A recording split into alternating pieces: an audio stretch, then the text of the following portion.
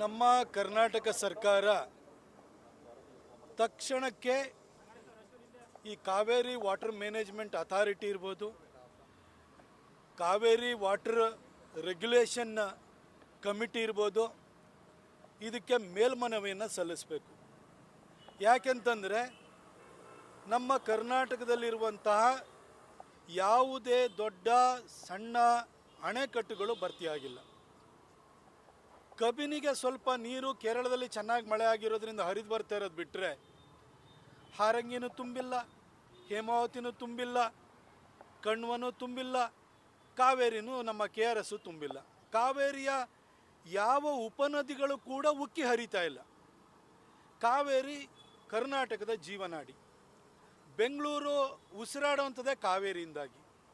ನಮ್ಮ ಮೊದಲನೇ ಆದ್ಯತೆ ಕುಡಿಯುವ ನೀರನ್ನ ಕೊಡೋದಾಗಿದೆ. ನಮ್ಮಲ್ಲೇ ನಮ್ಮ ಮುಖ್ಯಮಂತ್ರಿಗಳು ಈ ಸರಿ ಬೆಳೆ ಬೆಳೆಯೋದನ್ನು ಸ್ವಲ್ಪ ಡಿಲೇ ಮಾಡಿ, ನೀರು ಸಿಗ್ತಾ ಇಲ್ಲ, ಬಂದಿಲ್ಲ, ಒಳಹರಿವು ಕಮ್ಮಿ ಇದೆ ಅಂತ ರೈತರಿಗೆ ಅಡ್ವೈಸ್ ಕೊಟ್ಟಿದ್ದಾರೆ. ನೀವು ರೈತರಿಗೆ ಅಡ್ವೈಸ್ ಕೊಟ್ಟಂಥ ಮುಖ್ಯಮಂತ್ರಿ ಕಾವೇರಿ ವಾಟರ್ ಮ್ಯಾನೇಜ್ಮೆಂಟ್ ಅಥಾರಿಟಿ ಹತ್ರ ಈ ವಿಷಯವನ್ನು ತೆರೆದಿಡೋದಕ್ಕೆ ಏನಾಗಿದೆ? ಅಲ್ಲಿ ತಮಿಳ್ನಾಡಲ್ಲಿ ಹಿಂದೆ ಸ್ಟಾಲಿನ್ ಇದ್ದರು, ಆವಾಗಲೂ ಕೂಡ ನೀವೊಂಥರ ಕಾಂಗ್ರೆಸ್ಸಲ್ಲಿ ಒಂಥರ ಜೋಕರ್ ಕಾರ್ಡ್ ಇದ್ದಂಗೆ ಎಲ್ಲ ಕಡೆ ಫಿಟ್ ಆಗುತ್ತೆ. ಯಾರಿಗೊಂದು 3, 4, 5 ಕಮ್ಮಿ ಆಗ್ತಾರೆ, ಅವ್ರ ಜೊತೆ ಹೋಗಿ ಕಾಂಗ್ರೆಸ್ ಸೇರ್ಕೊಳ್ಳುತ್ತೆ. ಈಗ ವಿಜಯ್ ಬಂದಾದಮೇಲೆ ವಿಜಯ್ಗೆ ಒಂದಷ್ಟು ಕಮ್ಮಿ ಆಯಿತು, ನಿಮ್ಮದೊಂದು 5 ಹೋಗಿ ಅಲ್ಲಿ ಸೇರಿಸ್ಕೊಂಡ್ರಿ. ನೀವೊಂದು ಜೋಕರ್ ಕಾರ್ಡ್ ತಮಿಳ್ನಾಡಿಗೆ. ಆದರೆ ಕರ್ನಾಟಕ ಕಾಂಗ್ರೆಸ್ ಪಾಲಿಗೆ ಕಾಮಧೇನು ಆಗೋಗ್ಬಿಟ್ಟಿದೆ. ನಿಮ್ಮ ಕೇಂದ್ರದ ನಾಯಕರ ಎಲ್ಲ ಆಸೆ ಆಕಾಂಕ್ಷೆಗಳನ್ನು ಈಡೇರಿಸೋದು ಕರ್ನಾಟಕ. ನಿಮ್ಮೆಲ್ಲ ವ್ಯವಹಾರಗಳಿಗೆ ಪುಷ್ಟಿನ ಕೊಡ್ತಾ ಇರುವಂಥದ್ದು, ಒಳ್ಳೆ ಫಲವತ್ತಾದ ಭೂಮಿ ಇರುವಂಥದ್ದು, ನಿಮ್ಮ ರಿಯಲ್ ಎಸ್ಟೇಟ್ ದಂಧೆಗೆ ಒಳ್ಳೆ ಅವಕಾಶ ಮಾಡಿಕೊಟ್ರದು ಕರ್ನಾಟಕ. ಎಲ್ಲ ರಾಜ್ಯದ ರಾಜಕಾರಣಿಗಳು ಬಂದು ಫಾರ್ಮ್ ಹೌಸ್ ಮಾಡ್ಕೊಳ್ಳೋದು ಕರ್ನಾಟಕದಲ್ಲಿ. ನಾನು ಕಾಂಗ್ರೆಸ್ನವರಿಗೆ ಕೇಳಲಿಕ್ಕೆ ಬಯಸ್ತೀನಿ, ನೀವು ಕರ್ನಾಟಕದ ಹಿತರಕ್ಷಣೆ ಮಾಡೋದು ಯಾವಾಗ? ತಮಿಳ್ನಾಡವರು ಈ ರೀತಿ ಪದೇ ಪದೇ ಖ್ಯಾತೆ ತೆಗೆಯುವಂಥದ್ದು, ಅವರಿಗೆ ನೀರು ಬಿಡಿ ಅಂತ ಹೇಳೋವಂಥದ್ದು. ನಮ್ಮ KRSಗಿಂತ ಮೆಟ್ಟೂರು ಡ್ಯಾಮು ದೊಡ್ಡದು. KRS ತುಂಬಿದರೆ ನಾವು ಬಿಡ್ಬೋದು. ಆಮೇಲೆ KRSಯಿಂದ ಕುಡಿಯುವ ನೀರು ನಮಗೆ ತಿಂಗಳಿಗೆ ಕನಿಷ್ಠ ಅಂತಂದರೆ 3.5 TMC ಕುಡಿಯುವ ನೀರು ಬೇಕು ನಮಗೆ. ಜನ ಉಸಿರಾಡಿದ್ರೆ ತಾನೇ, ಬದುಕಿದ್ರೆ ತಾನೇ ಮುಂದಿಂದು. ನಾವೆಲ್ಲರೂ ಕೂಡ ಅಕ್ಕಿನೋ ಇನ್ನೇನೋ ನಮಗೆ ಶಾರ್ಟೇಜ್ ಆಯಿತು ಅಂದರೆ ಖರೀದಿ ಮಾಡ್ಕೊಂಬರ್ಬೋದು. ಆದರೆ ನೀರನ್ನು ಖರೀದಿ ಮಾಡ್ಕೊಂಬರೋಕ್ಕೆ ನಮ್ಮ ಕೈಲಿ ಅವಕಾಶ ಇದೆಯಾ? ಇದನ್ನು ಮನಗಂಡು ತಮಿಳ್ನಾಡಿನಲ್ಲಿ ಅಲ್ಲಿ ವಿಜಯ್ಗೆ, ಈ ಹಿಂದೆ ಸ್ಟಾಲಿನ್ಗೆ ಬುದ್ಧಿ ಹೇಳೋ ಕೆಲಸನ ಹಿಂದೆ ಸಿದ್ದರಾಮಯ್ಯನವರು ಮಾಡಲಿಲ್ಲ, ಈಗ DK ಶಿವಕುಮಾರ್ ಅವರು ಆ ಧೈರ್ಯ ತೋರ್ತಿಲ್ಲ. ಸುಮ್ಮನೆ ಮೇಕೆದಾಟು ಅಂತೇಳಿ ಹೇಳ್ಬಿಟ್ಟು ಆಗ ನಮ್ಮ ನೀರು ನಮ್ಮ ಹಕ್ಕು ಅಂತ ಹೋಗ್ಬಿಟ್ಟು ಎಲ್ಲರಿಗೆ ಎಣ್ಣೆ ಹೊಡೆಸ್ಬಿಟ್ಟು ತುರಾಡಿಸ್ಕೊಂಡು ಇವರು ರ್ಯಾಲಿ ಮಾಡಿದ್ದು ಬಿಟ್ಟರೆ ಇವ್ರು ಏನೂ ಮಾಡಿಲ್ಲ. ನಾನು DK ಶಿವಕುಮಾರ್ ಅವರಿಗೆ ಹೇಳಲಿಕ್ಕೆ ಬಯಸ್ತೀನಿ, ಸರ್ ಮೇಕೆದಾಟು ಎಂದು ನೀವು ಮಾಡಲ್ಲ, ಅದು ಬರೀ ಚುನಾವಣೆ, ಇನ್ನೊಂದು ಚುನಾವಣೆ ಬಂದಮೇಲೆ ಅದೇ ರಾಗ ಅದೇ ಹಾಡು ಇದೇ ಮಾಡ್ತೀನಿ ಅಂತ ನಮಗೆ ಗೊತ್ತು. ಆದರೆ ಕನಿಷ್ಠ ಕುಡಿಯುವ ನೀರನ್ನು ಉಳಿಸ್ಕೊಳ್ಳೋದ್ರಷ್ಟಾರ ಗಮನ ಹರಿಸಿ. ತಮಿಳ್ನಾಡಿಗೆ ನೀವು ನೀರು ಕೊಡೋದಕ್ಕೆ ಅಲ್ಲಿ ಆರ್ಡ್ರ್ ಮಾಡಿದ್ದಾರೆ ಅಂತೇಳಿ ನೀವು ಸುಮ್ಮನೆ ಕೂತ್ಕೊಂಡ್ರೆ ಇಲ್ಲಿದ್ದು ವಸ್ತುಸ್ಥಿತಿಯನ್ನು ಮನವರಿಕೆ ಮಾಡಿಕೊಡೋರು ಯಾರು? ಕೊಡಗಲ್ಲಿ ಸರಿಯಾಗಿ ಮಳೆ ಆಗ್ತಾ ಇಲ್ಲ. ನಿಮಗೆ ದಕ್ಷಿಣ ಕನ್ನಡದಲ್ಲಿ ಮಳೆ ಆಗ್ತಾ ಇಲ್ಲ. ನಿರೀಕ್ಷಿತ ಮಳೆಗಿಂತ ಮಳೆ 25 ಭಾಗ ಅಷ್ಟೇ ಮಳೆ ಆಗಿರೋದಲ್ಲಿ. ಅಲ್ಲೇ ನೀರಿಗೆ ಹಾಹಾಕಾರ ಆಗುತ್ತೇನೋ ಅನ್ನೋ ಒಂದು ಪರಿಸ್ಥಿತಿ ಬಂದಿದೆ. ಇನ್ನು ಕಾವೇರಿ ಜಲಾನಯನ ಪ್ರದೇಶ ಏನಿದೆ, ಕಾವೇರಿದು ಟ್ರಿಬ್ಯೂಟರೀಸ್ ಏನಿದೆ, ಉಪನದಿಗಳೇನಿದೆ, ಒಂದು ಉಪನದಿನೂ ಕೂಡ ತುಂಬಿ ಹರಿತಾ ಇಲ್ಲ. ಇಂಥ ಒಂದು ಪರಿಸ್ಥಿತಿಯಲ್ಲಿ ನೀವು ಗಂಭೀರತೆಯನ್ನು ಅರ್ಥ ಮಾಡಿಕೊಂಡು ಸುಪ್ರೀಂ ಕೋರ್ಟಿಗಾರ ಹೋಗ್ತೀರಾ ಹೋಗಿ, ಕಾವೇರಿ ಮ್ಯಾನೇಜ್ಮೆಂಟ್ ಅಥಾರಿಟಿ ಎದುರುಗಡೆ ಹೋಗ್ತೀರಾ ಹೋಗಿ. ಇದು ನಮ್ಮ ಕರ್ನಾಟಕದ ಹಿತರಕ್ಷಣೆ ಆಗಬೇಕು. ನಮಗೆ ಕುಡಿಯುವ ನೀರನ್ನ ನಾವು ಉಳಿಸ್ಕೊಳ್ಳೋ ಕೆಲಸ ಆಗಬೇಕು. ಈಗ ಜುಲೈ ಮುಗಿದು ಆಗಸ್ಟ್ 17ಕ್ಕೆ ಬರ್ತಾಯಿದ್ವಿ. ಈಗಲೇ ಇನ್ನೂವರೆಗೂ ಮಳೆ ಬಂದಿಲ್ಲ ಅಂತಂದರೆ ಇನ್ನು ಯಾವಾಗ ಬರುತ್ತೆ ಸರ್? ಸೆಪ್ಟೆಂಬರ್ ಅಷ್ಟರಲ್ಲಿ ಮುಂಗಾರು ಮುಗ್ದೇ ಹೋಗ್ಬಿಡುತ್ತೆ. ಅದಾದ ನಂತರ ಹಿಂಗಾರು ಬರುತ್ತೆ ಅಂತ ನಮಗೇನು ಖಾತ್ರಿ ಇದೆಯಾ? ಇಂಥ ಒಂದು ಪರಿಸ್ಥಿತಿಯಲ್ಲಿ ನೀವು ಗಂಭೀರವಾಗಿ ತೆಗೆದುಕೊಂಡು ಅಪೀಲ್ ಹಾಕುವಂಥ ಕೆಲಸವನ್ನು ಮಾಡಿ, ರೈತರು ಬಂದು ಹೋರಾಟವನ್ನು ಮಾಡಿ ನಿಮಗೆ ಎಚ್ಚರಿಕೆ ಕೊಡಬೇಕಾದಂತಹ, ನಿಮಗೆ ಬುದ್ಧಿನ ತುಂಬಬೇಕಾದಂಥ ಅನಿವಾರ್ಯ ಪರಿಸ್ಥಿತಿಯನ್ನು ನೀವು ತಂದಿಟ್ಕೊಳ್ಬಾರ್ದಿತ್ತು ಅಂತ ಹೇಳಿಕ್ಕೆ ಬಯಸ್ತೀನಿ. ಅಲ್ಲ, ನೀವು DK ಶಿವಕುಮಾರ್ ಅವರು ನಮ್ಮ ಮಂಡ್ಯ ಈ ಭಾಗದ ರೈತರಿಗೆ ಭತ್ತ ಬೆಳಿಬೇಡಿ, ಕಬ್ಬು ಬೆಳಿಬೇಡಿ ಅಂತ ಹೇಳ್ತಾರೆ. ಕುಡಿಯುವ ನೀರು ಬೆಂಗಳೂರಿಗೆ ಕೊಡಲೇಬೇಕು. ಇವರೆಲ್ಲರ ವ್ಯವಹಾರ ದಂಧ ನಡೆಯೋದು ಬೆಂಗಳೂರಲ್ಲಿ. ಆ ಬೆಂಗಳೂರು ಬದುಕಬೇಕು ಅಂತಂದರೆ ತಿಂಗಳಿಗೆ 3.5 TMC ಅಷ್ಟು ನಿಮಗೆ ಕುಡಿಯೋ ನೀರು ಬೇಕು. ಆ ನೀರು ಬರುವಂಥದ್ದೇ ನಮ್ಮ ಈ ಕಾವೇರಿಯ ಉಪನದಿಗಳಿಂದ. ಇದು ಇವ್ರಿಗೆ ಅರಿವಾಗಲಿಲ್ವಾ? ರೈತರಿಗೆ, ಇಲ್ಲಿ ಮಂಡ್ಯದ ರೈತರಿಗೆ ಭತ್ತ ಬೆಳಿಬೇಡಿ ಅಂತ ಹೇಳೋರಿಗೆ ಬೆಂಗಳೂರಿಗೆ ಕುಡಿಯೋ ನೀರು ಬೇಕು, ಅದನ್ನು ನಾವು ಕಾಪಿಟ್ಕೊಳ್ಬೇಕು ಅನ್ನೋ ಒಂದು ಕನಿಷ್ಠ ಪರಿಜ್ಞಾನ ಬೇಕಲ್ವಾ? ನೆಗ್ಲೆಕ್ಟ್ ಮಾಡಿರೋ. ಇವ್ರು ಫಸ್ಟು ಮುಖ್ಯಮಂತ್ರಿ ಚೇರ್ ಬೇಕಿತ್ತು, ಚೇರ್ ತೊಗೊಂಡ್ರು. ಈ ಕ್ಯಾಬಿನೆಟ್ ಎಕ್ಸ್ಪಾನ್ಷನ್ ಮಾಡಬೇಕಾ, ಅದಕ್ಕೆ ಯಾರ್ಯಾರನ್ನ ಒಳಗಡೆ ಸೇರಿಸ್ಕೊಳ್ಳಿ. ಈ ಯುದ್ಧಗಳು ನಡೆಯೋದ್ರಲ್ಲಿ ಇದರಲ್ಲೇ ಕಾಲಹರಣ ಮಾಡ್ತಿದ್ದಾರೆ ಹೊರತು ಕರ್ನಾಟಕದ ಹಿತರಕ್ಷಣೆ ವಿಚಾರದಲ್ಲಿ ಏನು ಯೋಚನೆ ಮಾಡ್ತಾ ಇಲ್ಲ.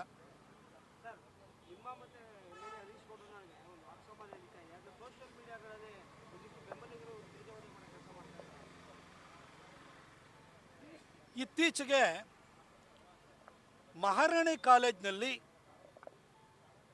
ಕಾನೂನು ವ್ಯವಸ್ಥೆ, ಸಾರ್ವಜನಿಕ ಜೀವನದಲ್ಲಿ ಸಜ್ಜನಿಕೆಗಳನ್ನೆಲ್ಲ ತೂರಿ ಅಲ್ಲಿ ನೀಟ್ನಲ್ಲಿ ಆತ್ಮಹತ್ಯೆ ಮಾಡಿಕೊಂಡಂಥ 24 ಮಕ್ಕಳ ಫೋಟೋ ಇಟ್ಕೊಂಡು, ರಾಹುಲ್ ಗಾಂಧಿಯವರ ಡಿಜಿಟಲ್ ಡಿಸ್ಪ್ಲೇ ಇಟ್ಕೊಂಡು ಕಾಲೇಜಿನ ಆವರಣದಲ್ಲಿ ಇವರು ಪ್ರೊಟೆಸ್ಟ್ ಮಾಡಿರು.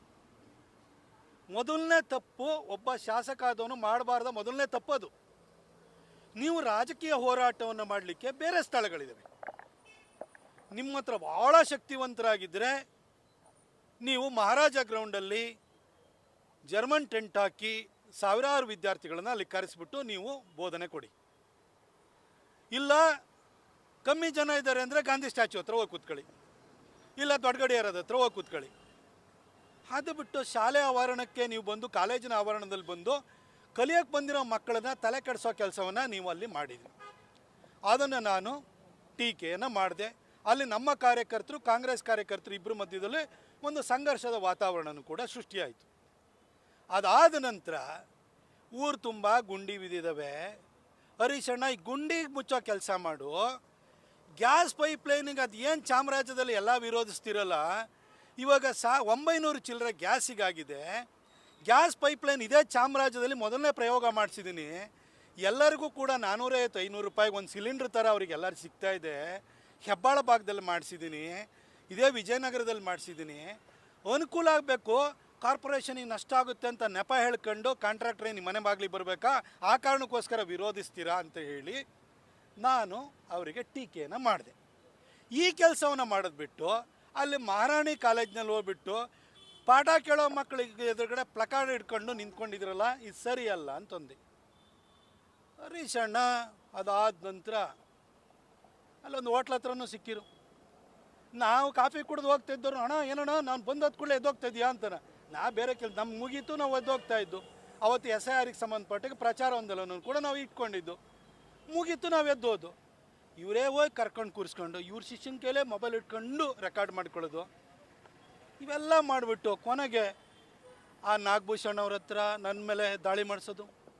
ಅದು ಯಾರೋ ಎಂತ ಇವ್ರ ಶಿಷ್ಯ ಯಾರೋ ಡೆಲ್ಲಿ ರವಿ ಅಂತೆ, ಆತನ ಕೈಲೇ ದಾಳಿ ಮಾಡಿಸೋದು. ಈ ಯಾವುದೋ NSY ಹುಡುಗರ ಹತ್ರ, ಅವ್ರ ಹತ್ರ ಹೇಳಿಕೆ ಕೊಡಿಸೋದು. ಈ ಥರದ್ದೆಲ್ಲ ರಾಜಕಾರಣವನ್ನು ಮಾಡ್ತಾಯಿದ್ದಾರೆ. ನಾನು ಹರೀಶ್ ಅಣ್ಣನ್ನ ಒಬ್ಬ ವಿದ್ಯಾವಂತ ಅಂತ ಅಂದ್ಕೊಂಡಿದ್ದೆ. ಏನು ನೋಡ್ರಿ ಇವರ ಮಾತುಕತೆ ವರ್ತನೆ ನೋಡಿರೆ, ಪ್ರತಾಪ್ ಸಿಂಹ ಸಕಲೇಶ್ಪುರದಿಂದ ಬಂದವನು, ಅವನು ಚಾಮರಾಜ ಕ್ಷೇತ್ರಕ್ಕೆ ಏನು ಮಾಡಿದ್ದಾನೆ, ಅವನು ಹೊರಗಿನವನು, ಈ ಎಲ್ಲ ಮಾತುಕತೆ ಅವ್ರ ಶಿಷ್ಯಂದ್ರ ಮುಖಾಂತರ ಬರ್ತಾ ಇರುವಂಥ ಹೇಳಿಕೆಗಳು ಇವೆಲ್ಲ ಹರೀಶಣ್ಣನ ತಲೆಯಲ್ಲಿರೋವು ಅಂತಲೂ ನಂಗೆ ಗೊತ್ತು. ಅದಕ್ಕೆ ನನಗೂ ಒಂಥರ ಡಿಸಪಾಯಿಂಟ್ ಆಯಿತು. ಈ ಹರೀಶಣ್ಣ ಈ 3ನೇ ಕ್ಲಾಸು 4ನೇ ಕ್ಲಾಸು ಫೇಲ್ ಆಗಿರೋ ಅನ್ಪಡ್ಗಳ ಥರ ಹರೀಶಣ್ಣನು ಮಾತಾಡ್ತಿದ್ದಾರಲ್ಲ. ಈ ಹರೀಶಣ್ಣಗೆ ನಾನು ಹೇಳಲಿಕ್ಕೆ ಬಯಸ್ತೀನಿ, ಪ್ರತಾಪ್ ಸಿಂಹ ಸಕಲೇಶ್ಪುರದವನು, ಹೊರಗಿನವನು, ಏನು ಮಾಡಿದ್ದಾನೆ ಅಂತ ಕೇಳ್ತಿದ್ದಿಲ್ಲ ಹರೀಶಣ್ಣ. ನೀವು ವಿದ್ಯಾವಂತ ಅಂತ ಅಂದ್ಕೊಂಡಿದ್ದೆ, ಆದ್ರೆ ನೀನು ಕೂಡ 4ನೇ ಕ್ಲಾಸ್ ಫೇಲ್ ಆದವಂತರ ನೀನು ಮಾತಾಡ್ತಾ ಇದೀಯ ನೀನು. ಅದಕ್ಕೆ ಹರೀಶಣ್ಣ ನಿಂಗೆ ಹೇಳಲಿಕ್ಕೆ ಬಯಸ್ತೀನಿ, ನಿನಗೆ ಬಹಳ ಸ್ಪಷ್ಟವಾಗಿ ನಿನಗೆ ಅರ್ಥ ಆಗೋ ರೀತಿಯಲ್ಲಿ ಹೇಳಲಿಕ್ಕೆ ಬಯಸ್ತೀನಿ. ಅಲ್ಲ, ಹೊರಗಿನವರು ಅಂತ ಹೇಳ್ತೀಯಲ್ಲ, ಕಾಂಗ್ರೆಸ್ಸಿಗೆ ನೀನೇ ಹೊರಗಿನವನು ಅಣ್ಣ. ನೀ ಎಲ್ಲಿಯವನು? ನೀ JDS ಅಲ್ಲಿ ಇದ್ದವನು.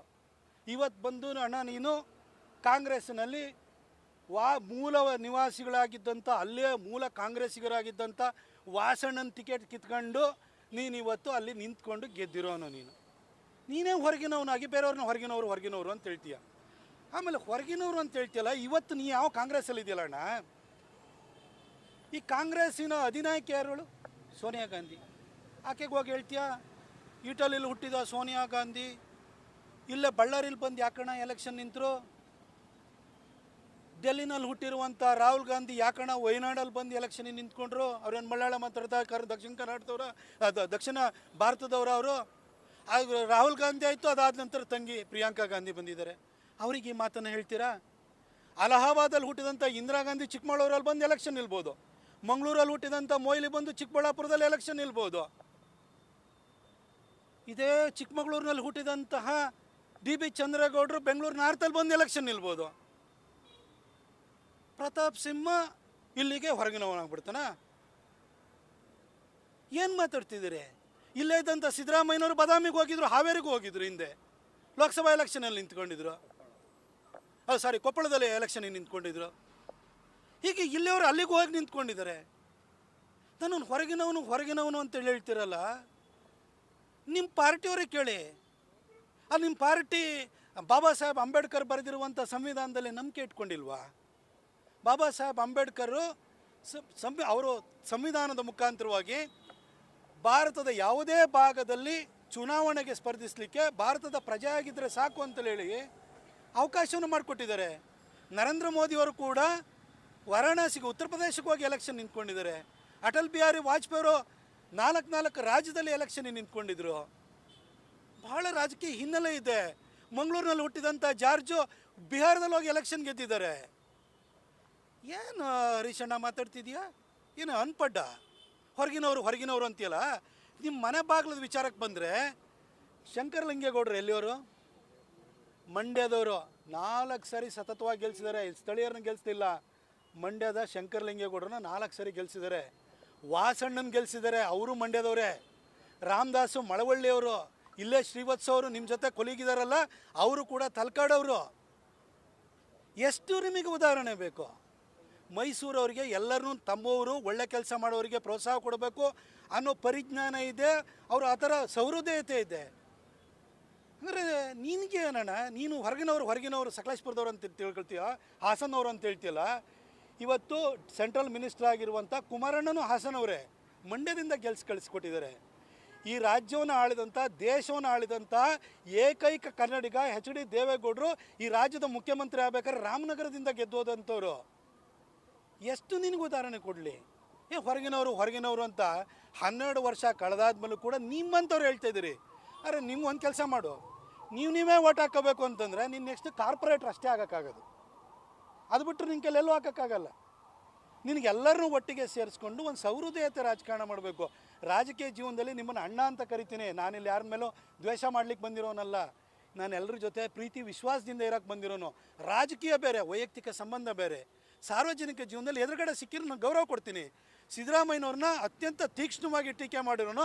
ಎದುರುಗಡೆ ಬಂದರೆ ಅವರ ಹಿರಿತನಕ್ಕೆ, ಅವ್ರ ವಯಸ್ಸಿಗೆ, ಅವರ ರಾಜಕೀಯ ಅನುಭವಕ್ಕೆ ಕಾಲಿಗೆ ಮುಟ್ಟು ನಮಸ್ಕಾರ ಮಾಡ್ತೀನಿ. ಖರ್ಗೆ ಸಾಹೇಬ್ರು ಬಂದರೂ ನಮಸ್ಕಾರ ಮಾಡ್ತೀನಿ. ಪರಮೇಶ್ವರ್ ಸಾಹೇಬ್ರು ಬಂದರೂ ನಮಸ್ಕಾರ ಮಾಡ್ತೀನಿ. DK ಅವರು ಬಂದರೂ ನಮಸ್ಕಾರ ಮಾಡ್ತೀನಿ. ಅವರ ರಾಜಕೀಯ ಹಿರಿತನಕ್ಕೆ, ಅವರ ಅನುಭವಕ್ಕೆ ಗೌರವ ಕೊಡೋದು. ನೀನು ಅಣ್ಣ ಅಂತ ಹೇಳಿದ ಕೂಡಲೇ ನಿನ್ನ ಮನೇಲಿ ನಿನ್ಗಡೆ ತಮ್ಮನ ಥರ ಬಾಲಾಡ್ಕೊಂಬರೋದಕ್ಕೆ ನಾನು ಪ್ರತಾಪ್ ಸಿಂಹ. ನನಗೆ ಸಾರ್ವಜನಿಕ ಜೀವನದಲ್ಲಿ ಗೌರವ ಕೊಡೋಕ್ಕೆ ಬರುತ್ತೆ. ನಿಮಗೆ ಆ ಸಂಸ್ಕಾರ ಇಲ್ಲ ಅಂದರೆ ಬಿಟ್ಟುಬಿಡಿ. ಆಮೇಲೆ ಇಲ್ಲಿ ಈ ಮಲೆನಾಡಿನಲ್ಲಿ ಹುಟ್ಟಿದಂಥ ಕುವೆಂಪು ಅವರು ಮೈಸೂರು ವಿಶ್ವವಿದ್ಯಾಲಯಕ್ಕೆ ಬಂದು ಜಗತ್ತಿನಾದ್ಯಂತ ಮೈಸೂರು ವಿಶ್ವವಿದ್ಯಾಲಯಕ್ಕೆ ಒಳ್ಳೆಯ ಹೆಸರನ್ನ ತಂದುಕೊಟ್ಟಂಥವ್ರು. ಮೈಸೂರಿಗೆ ಬಂದಂಥ ಹಾಸನದಿಂದ ಬಂದ ಭೈರಪ್ಪನವ್ರು ಒಳ್ಳೆಯ ಹೆಸರನ್ನು ತಂದುಕೊಟ್ಟಿದ್ದಾರೆ. ಮೈಸೂರಿನೆಲ್ಲರೂ ಕೂಡ ಬೆಳಗಿದ್ದಾರೆ. ಮುದ್ದಲಿನಲ್ಲಿ ಹುಟ್ಟಿದಂಥವ್ರು ಇಲ್ಲಿ ಕನ್ನಂಬಾಡಿ ಕಟ್ಟಿ ಕುಡಿಯೋ ನೀರು ಕೊಟ್ಟಿದ್ದಾರೆ. ಮಹಾರಾಜರು ಬಂದು ಈ ಊರನ್ನ ಬೆಳಗಿದ್ದಾರೆ. ಎಲ್ಲ ಹೊರಗಿನವರು ಅಂತೇಳಿ ಎಷ್ಟು ಸರಿ ಪದೇ ಮಾತಾಡ್ತೀರಿ. ನೀವು ಊರಿನಲ್ಲಿ ಇಲ್ಲೇ ಹುಟ್ಟು ಬೆಳೆದಿರೋರು ನೀವೇನು ಮಾಡ್ತಾಯಿದ್ದೀರಿ? ಫಸ್ಟ್ ಅದನ್ನ ಹೇಳಿ. ನಿಮ್ಮನ್ನೆಲ್ಲ ಬಿಟ್ಟು ಶಂಕರಲಿಂಗೇಗೌಡರನ್ನ 4 ಸರಿ ಯಾಕೆ ಗೆಲ್ಲಿಸಿದ್ರು? ಒಬ್ಬ ಶಂಕರಲಿಂಗೇಗೌಡರು ಸಜ್ಜನಿಕೆಯ ವ್ಯಕ್ತಿಯಾಗಿದ್ದರಿಂದಾಗಿ ಚಾಮರಾಜ್ಯದಲ್ಲಿ 4 ಸರಿ ಗೆಲ್ಲಿಸಿದ್ರು. ಒಬ್ಬ ಅಭಿವೃದ್ಧಿ ಪರ ವ್ಯಕ್ತಿಯಾಗಿರೋದ್ರೆ ವಾಸಣ್ಣನ ಗೆಲ್ಲಿಸಿದ್ರು. ಈ ಶಂಕರಲಿಂಗೇಗೌಡರು ವಾಸಣ್ಣ ಹೋದ ನಂತರ ಆ ಸಜ್ಜನಿಕೆನೂ ಉಳಿದಿಲ್ಲ, ಆ ಸಭ್ಯತೆನೂ ಉಳಿದಿಲ್ಲ. ವೈಯಕ್ತಿಕ ದಾಳಿ ಮಾಡೋದು, ಹೊರಗಿನವನು ಅಂತ ಹೇಳೋದು. ಏನು ವೈಯಕ್ತಿಕ? ಗಾಳಿನಲ್ಲಿ ಹೆಸರಿ ಗುಂಡೋಡಿಸ್ತೀರಿ. ನಿಮ್ಮ ವಕ್ತಾರನ ಕೈಲಿ ನನ್ನ ಮೇಲೆ ಹೇಳಬಾರ್ದನ್ನೆಲ್ಲ ಹೇಳಿಸಿದ್ರಿ. ಅವನಿಗೇನು ಪಾಠ ಕಲಿಸ್ಬೇಕು ಅದನ್ನು ಕಲಿಸಿದೆ. ಇನ್ನು ಯಾರೋ ನಿನ್ನ ಶಿಷ್ಯಂದಿರನ್ನ ಬಿಟ್ಬಿಟ್ಟು ನೀನು ಮಾತಾಡಿಸ್ತಿದೀಯ ಹರೀಶಣ್ಣ ನಿಂಗೆ ಇಷ್ಟೇ ಹೇಳೋದು, ನಾನು ಇಲ್ಲಿ ಅಭಿವೃದ್ಧಿ ಮಾಡೋಕ್ಕೆ ಬಂದಿರೋನು. ನಿನಗೊಂದು ನೆನಪಿರಲಿ, ಪ್ರತಾಪ್ ಸಿಂಹ 10 ವರ್ಷ MP ಆಗಿರ್ಬೇಕಾದ್ರೆ 8 ವಿಧಾನಸಭಾ ಕ್ಷೇತ್ರಗಳಿತ್ತು. ಆ 8 ವಿಧಾನಸಭಾ ಕ್ಷೇತ್ರದಲ್ಲೂ ಕೂಡ ಎಲ್ಲ ಕ್ಷೇತ್ರದಲ್ಲೂ ನಾನು ಅಭಿವೃದ್ಧಿ ಕಾರ್ಯಗಳನ್ನು ಮಾಡಿದ್ದೀನಿ. ಚಾಮರಾಜ ಕ್ಷೇತ್ರ ಪ್ರತಾಪ್ ಸಿಂಹ ಏನು ಮಾಡಿದ್ದಾನೆ ಅಂತ ನೀವು ಕೇಳೋದಾದರೆ, ಹರೀಶಣ್ಣ ನಿಂಗೆ ಒಂದು ಮಾತು ಹೇಳ್ತೀನಿ. ಹಿಂದೆ ನಿಮ್ಮ ಥರನೇ ಒಬ್ಬ ಗ್ಯಾಸ್ ಪೈಪ್ಲೈನಿಗೆ ವಿರೋಧಿಸ್ಬಿಟ್ಟು ನಾನು ಅವ್ರಿಗೆ KR ಹಾಸ್ಪಿಟಲಿಗೆ ಸುಣ್ಣ ಬಣ್ಣ ಹೊಡೆಯೋಕ್ಕಾಗಿಲ್ಲ ಅಂದ ಕೂಡಲೇ ಅದು ಸ್ವಾಯತ್ತ ಸಂಸ್ಥೆ ಅಂತ ಹೇಳಿದರು. ಅದಾದಮೇಲೆ ಚಾಲೆಂಜಾಗಿ ತಗೊಂಡು ಬಸವರಾಜ ಬೊಮ್ಮಾಯಿಯವರು ಮುಖ್ಯಮಂತ್ರಿ ಇರಬೇಕಾದ್ರೆ ಅದಕ್ಕೆ ರಿನೋವೇಷನ್ಗೆ 89.5 ಕೋಟಿ ರೂಪಾಯಿ ತಗೊಂಬಂದಿದ್ದೀನಿ. ಅದೇ ರೀತಿಯಲ್ಲಿ ನಿಮ್ಮ ಕ್ಷೇತ್ರದಲ್ಲಿ ನೀವೆಲ್ಲ ಭೂಮಿ ಪೂಜೆ ಮಾಡಿರಲ್ಲ, ಕಿದ್ವಾಯಿ ಕ್ಯಾನ್ಸರ್ ಹಾಸ್ಪಿಟಲ್ಲು, ಅದು ಡಾಕ್ಟರ್ ರಾಮಚಂದ್ರ ಅವರು ಕಿದ್ವಾಯಿ ಡೈರೆಕ್ಟರ್ ಆಗಿರಬೇಕಾದ್ರೆ ಅವ್ರ ಹತ್ರ ಮಾತಾಡಿ ಮೈಸೂರಿಗೆ ಸ್ಯಾಂಕ್ಷನ್ ಮಾಡಿಸ್ಕೊಟ್ಟರು. ಅದಕ್ಕೆ 50 ಕೋಟಿ ಕೊಡಿಸ್ದವನು ಯಾರು ಅಂತ ಕೇಳಿ, ಅದರ ಹಿನ್ನೆಲೆಯನ್ನು ತಿಳ್ಕೊಳ್ಳಿ ಫಸ್ಟು. ಇವತ್ತಿದೇ ಚಾಮರಾಜ ಕ್ಷೇತ್ರದಲ್ಲಿರುವಂಥ ರೈಲ್ವೆ ಸ್ಟೇಷನ್ಗೆ 356 ಕೋಟಿ ರೂಪಾಯಿ ತಗೊಂಬಂದು ಡೆವಲಪ್ಮೆಂಟನ್ನು ಮಾಡ್ತಾಯಿದ್ದೀನಿ. ಇದು ಪ್ರತಾಪ್ ಸಿಂಹ ಮಾಡಿರೋ ಕೆಲಸ. ನಾ ಪಾಸ್ಪೋರ್ಟ್ ಸೇವಾ ಕೇಂದ್ರ ಬಂದಿರೋದೆಲ್ಲಿಗೆ, ಇದೇ ಚಾಮರಾಜ ಕ್ಷೇತ್ರಕ್ಕೆ. ಇಡೀ ಭಾರತದಲ್ಲೇ ಪ್ರತಿಷ್ಠಿತವಾದಂತಹ ವಾಕ್ಶ್ರವಣ ಸಂಸ್ಥೆ ಯಾವುದು? All India Institute of Speech and Hearing. ಅದಕ್ಕೆ 155 ಕೋಟಿ ತಗೊಂಬಂದು 2.25 ಲಕ್ಷ ಸ್ಕ್ವೇರ್ ಫುಟ್ನಲ್ಲಿ ಅದನ್ನು ಹೊಸ ಬಿಲ್ಡಿಂಗ್ ಕಟ್ಸಿರೋರು ಯಾರು? ಪ್ರತಾಪ್ ಸಿಂಹ. ನಾನು ಈ ಊರಿನವನಾಗಿದ್ದೀನಿ, ಈ ಊರಿಗೆ ಒಳ್ಳೇದು ಮಾಡಿದ್ದೀನಿ. ನಾನು ಸಕಲೇಶ್ಪುರದಲ್ಲಿ ಮಾಡಿರೋದಲ್ಲ, ಮೈಸೂರಿಗೆ ಒಳ್ಳೆ ಕೆಲಸ ಮಾಡಿರೋದು. ಚಾಮುಂಡಿ ಬೆಟ್ಟದ ಅಭಿವೃದ್ಧಿಯಿಂದ ಪ್ರತಿಯೊಂದನ್ನು ಕೂಡ ಇಲ್ಲಿ ಮಾಡಿದ್ದೀನಿ. ಬರೀ ಚಾಮರಾಜ ಕ್ಷೇತ್ರದಲ್ಲೇ ಎಷ್ಟು ಕೆಲಸ ಮಾಡಿದ್ದೀನಿ ಅಂತ ಹೇಳಿದ್ದೀನಿ. ಆ KRS ರೋಡಲ್ಲಿ ಹೋಗ್ಬೇಕಾದ್ರೆ ಬಾಯ್ಸ್ ಆ್ಯಂಡ್ ಗರ್ಲ್ಸ್ ಹಾಸ್ಟೆಲ್ ಇದೆಯಲ್ಲ, 120 ಕೋಟಿ ತೊಗೊಂಬಂದು ಹಾಸ್ಟೆಲ್ ಮಾಡಿಸಿರೋರು ಪ್ರತಾಪ್ ಸಿಂಹ. ಅದನ್ನು ಸ್ವಲ್ಪ ನೀವು ತಿಳ್ಕೊಳ್ಳಿ. ನಿಮ್ಮ ಇದೇ KR ಹಾಸ್ಪಿಟಲ್ಗೆ ಹೋಗೋದಕ್ಕೆ ಬೋನ್ಸ್ ವಾರ್ಡ್ ಇದೆಯಲ್ಲ, ಅದನ್ನು ಮಾಡಿಸಿರೋ ಪ್ರತಾಪ್ ಸಿಂಹ. ಅಲ್ಲಿ ಆಕ್ಸಿಜನ್ನು ಟ್ಯಾಂಕರ್ಸ್ ಹಾಕಿದಾನಲ್ಲ, ಅದು ಪ್ರತಾಪ್ ಸಿಂಹ. ಅದೇ ರೀತಿಯಲ್ಲಿ ಆ ಲೈಬ್ರರಿ ಹೊಸದಾಗಿ ಮೆಡಿಕಲ್ ಕಾಲೇಜು ಲೈಬ್ರರಿ ಮಾಡಿರೋದು, ಅದು ಪ್ರತಾಪ್ ಸಿಂಹ ತಂದಿರೋ ದುಡ್ಡು. ಏನು ಮಾತಾಡ್ತಿದ್ದ ಹರೀಶಣ್ಣ? ನೀನು 3 ವರ್ಷ ಆಯ್ತಲ್ಲ MLA ಆಗಿ, ಏನೇನು ತಂದಿದ್ದೀಯಣ್ಣ? ಕಾರ್ಪೊರೇಟರ್ಸ್ಗಳು ಏನೂ ಇಲ್ಲ, ಎಲ್ಲರಿಗೂ ಟ್ಯಾಕ್ಸ್ ಹಾಕ್ಕೊಂಡಿದೀಯ. ನೀವು ಬಂದುಬಿಟ್ಟು ನನಗೆ ಪ್ರತಾಪ್ ಸಿಂಹ ಹೊರಗಿನವನು ಅಂತೇಳಿ ವೈಯಕ್ತಿಕ ದಾಳಿ ಮಾಡೋಕ್ಕೆ ಹೋಗ್ತಿದ್ಯಾ ಹರೀಶಣ್ಣ? ನನಗೆ ಯಾರ ಬಗ್ಗೆನೂ ವೈಯಕ್ತಿಕವಾಗಿ ಮಾತನಾಡುವಂಥ ಅಭ್ಯಾಸ ಇಲ್ಲ.